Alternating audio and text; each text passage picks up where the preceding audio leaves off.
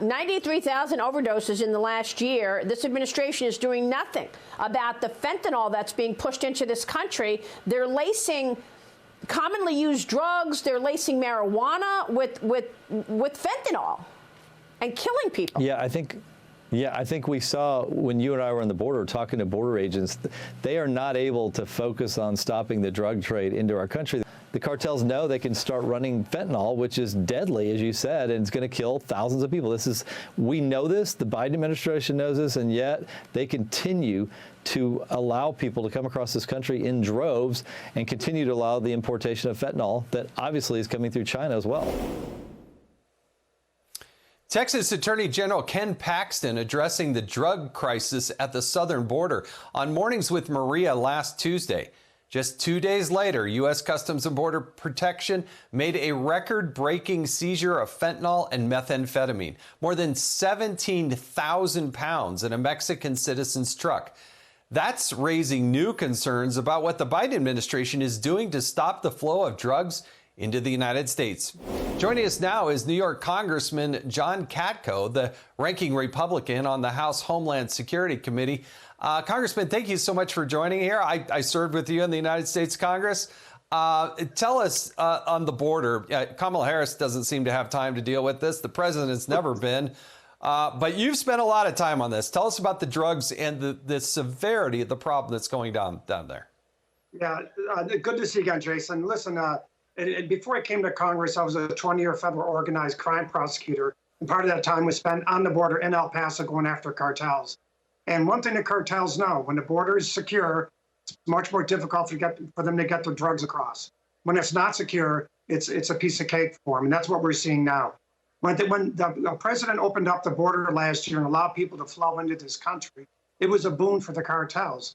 They make $4,000 at least per person coming into this country. But more importantly, it allows them to create diversion by sending maybe 100 people in one spot to come across. All the Border Patrol agents have to come off the line to deal with that influx of immigrants coming, or aliens coming in. They just walk the drugs across the other way. And it's creating a mess in the United States all over the place. Over 100,000 people in the last year have died from drug overdoses. The vast majority of them had been laced with fentanyl. And the season of fentanyl at the border in the last year to kill every man, woman, and child in the United States 7 times over. Think about that. And given the fact that you seize that much, I know for a fact that when you seize that much more is getting through. So it's a crisis that this administration has created, and he's not doing anything about it. Yeah, those numbers are stunning. You take such a microscopic amount of fentanyl and it will kill you. That's why when you look at 11,000 pounds, you think, well, that's kind of a big number. But when you understand how small a little dose will, that, like you said, that could kill every American in the United States if it was administered. Yeah, absolutely. And look, in my district last week, we had 14 overdose deaths in one night. In the city of Syracuse, and that was I think it was drugs, fentanyl laced with marijuana, but I'm not positive. I think that was a preliminary reports. And I think Maria was right when she said earlier that they're not just lacing fentanyl with heroin. It's not just a heroin addict.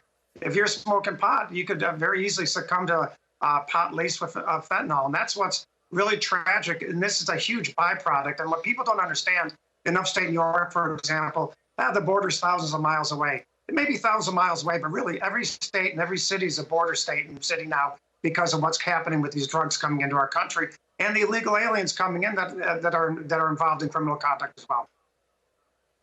Well, the human trafficking, I wish people fully understood how dramatic this actually is, because the toll that it takes on humans and the human trafficking that's going on. I mean, look at these statistics. The statistics are absolutely stunning. They're overwhelming and nowhere close to what we've ever dealt with in the past, Congressman. Yeah, you're right. And let's do a little math here. The cartels are getting enriched to an extent they've never dreamed of just by dealing drugs.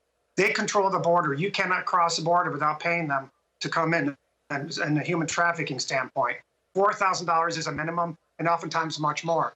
Many of these people coming across can't afford to pay it, so they are told by their cartels where to go and who to appear to work off their debt. So in fact, we are strengthening the cartel's grip on drugs and drug distribution networks in this country by having these people come across who have to pay off their debts to the cartels. It's crazy. I was there at the border at midnight, and people came across, and when I was in El Paso, I was a prosecutor, they ran from us. Now they ran to us and just basically said, I'm here, let me in. And within the next day, I got on a plane leaving at McAllen, Texas, and some of those same people I saw that night before that had come across were put on that plane with a packet telling them where to go and what airline to go to and where to get off. I've never been tested, have no idea if they've been inoculated. Actually, virtually none of them have them with a COVID issue. And we have all those issues, plus we have them coming to work off their debt in countries all over the city, or cities all over the country. It's crazy. So the president is set to close down traffic from 8 African countries, but you go to the southern border and there is no slowing it down and no COVID. Are they even doing testing, let alone making sure that people are vaccinated? Yeah, think about it. 1.7 million people, 1.7 million have come across the border illegally this past year since President Biden signed his order. 1.7 million. Virtually none of them, if any of them, have been vaccinated.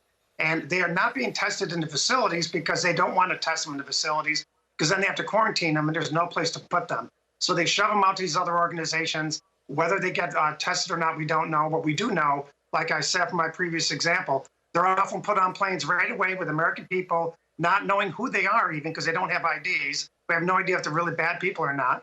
And we have no idea what their health status is. And they're put on planes and sent all over the country. Yet, if you're from certain enumerated countries, you can't come into the United States. If you're in Mexico and get on a plane and fly into the U.S., you got to show a vaccine card. You can walk across the border and not have that. What the heck are we doing, Jason? Well, there was a report earlier this week, Congressman, about these Afghans that were evacuated to the United States, some 80,000+ people. But now the report coming out of the Washington Examiner is that those people were not fully vetted, as was promised by the president himself. Right. You know, there's parallels between the border and Afghanistan. Both were ill-conceived ideas by this administration without thinking out the entire process.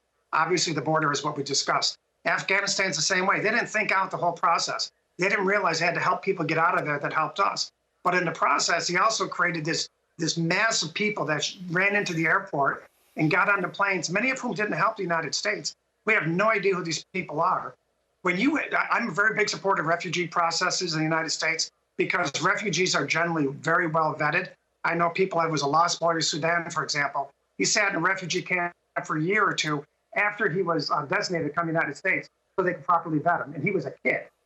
These people came across, they ran through terror databases, and if the name didn't show up, they were in.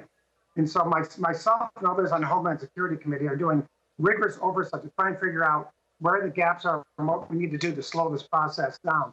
They should not step foot into this country until they have been fully vetted. And if they're not fully vetted, as tough as their situation is, we got to hold them where they are until we can make sure they're fully vetted. We have an obligation to American people to keep them safe, and we're not doing that when we do things like this. Look, the President of the United States and the Secretary of Homeland Security said all these people were vetted, and they haven't been. All right, New York Congressman John Katko, the ranking member on Homeland Security, thank you for joining us today.